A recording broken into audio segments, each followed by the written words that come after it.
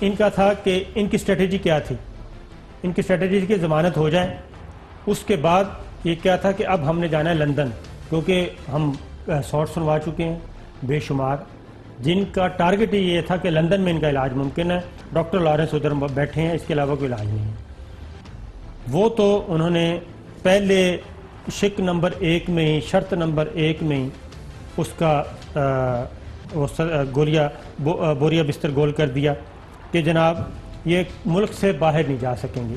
اب تو انتظامیہ چاہے بھی، اب تو پرائم منسٹر بھی ان کا نام ECL سے نہیں نکال سکتے، اب تو وہ سارے کا سارا جو بیانیاں جو ٹویٹ بھرے پڑے تھے یہ مریم بی بی کے اور ان کے، وہ تو سارے کے سارے ستیاناش ہو گئے۔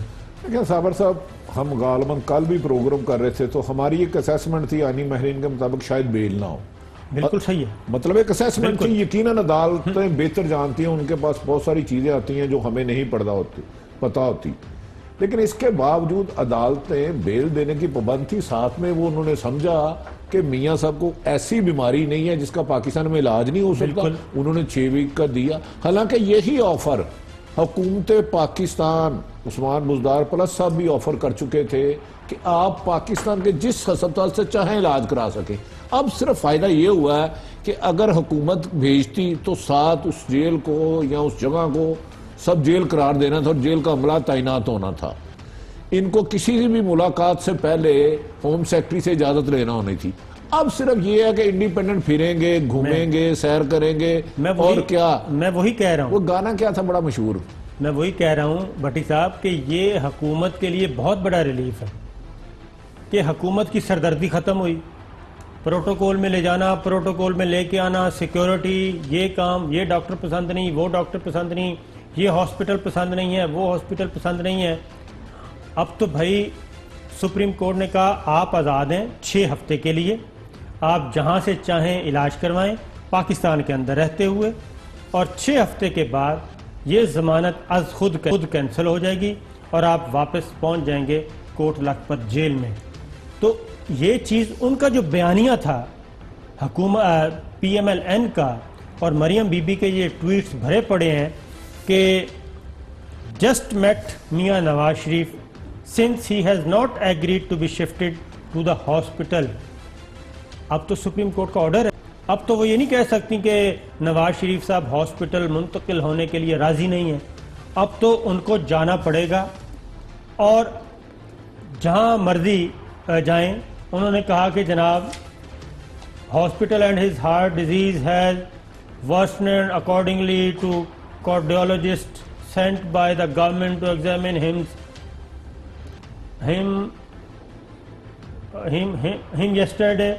I request the jail authorities to establish an immediate resuscitation and life-saving unit on jail premises۔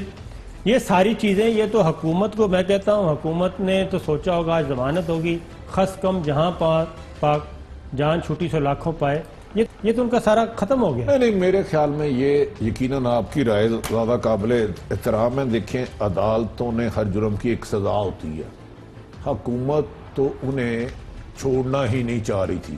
ان کے خیال میں تو پاکستان میں کرپشن کی وجہ ہی نواز شریف تھی۔ ایک بیانیہ عثمان بزدار پلس صاحب نے بیچا الیکشن کے دوران کہ پاکستان لوٹ کے کھا گیا۔ اس کے بعد اب تھوڑا سے پسے پردہ ذرا جائے، اچانک 56 کمپنیوں کی کرپشن کے قصے بڑے آئے، بڑے بڑے جلسوں میں ان کا ذکر کیا گیا، وہ پسے پردہ چلے گیا۔ مجھے نہیں سمجھ آتی وہ کہاں ہے اس وقت۔ صاف پانی کے کیس کے ذکر آئے، وہ پسے پردہ چلے گئے، مجھے نہیں پتا اس کی انویسٹیگیشن کہاں ہوئی ہے، کون کون ریسٹ ہے۔ اس کے بعد نندی پور کا ذکر ہوا، مجھے نہیں پتا اس میں کون کون ریسٹ ہے۔ اس کے بعد میٹرو کا ہوا ذکر، ان بیانیوں میں بھی وزن نہیں رہا، کوئی ثابت نہیں ہوا۔ اس کے بعد اورنگ ٹرین ہوا، وہ بھی نہیں ہوا۔ اور تو آشیانہ میں بیل اگر آپ وہ پڑھیں، اور اس کے بعد آج شہباز صاحب کو لاہور ہائی کورٹ سے بیل کے بعد ECL سے نام بھی نکل گیا۔ ایک آپ پرسیپشن کرتے ہیں کہ جی فلاں آدمی کرپشن ہے، اس نے ملک کو تباہ کیا، میں آؤں گا تو میں دودھ کی نہریں بہا دوں گا، کرپشن کی جگہ فرشتے آ جائیں گے، نمازیں پڑھیں گے، روزگار ہوگا، بازار کھلے ہوں گے۔ جب میں کسی سے پتہ نہیں ساتھ کہتے تھے کہ جب بجلی گیس مہنگی ہو سمجھو کہ آپ کا کوئی پتہ نہیں حاکم کرپٹ ہے. میرا خیال ہے اس نیریٹو کو تھوڑا سا پرسپشن جو بنائی گئی تھی اس کو نقصان ہوگا.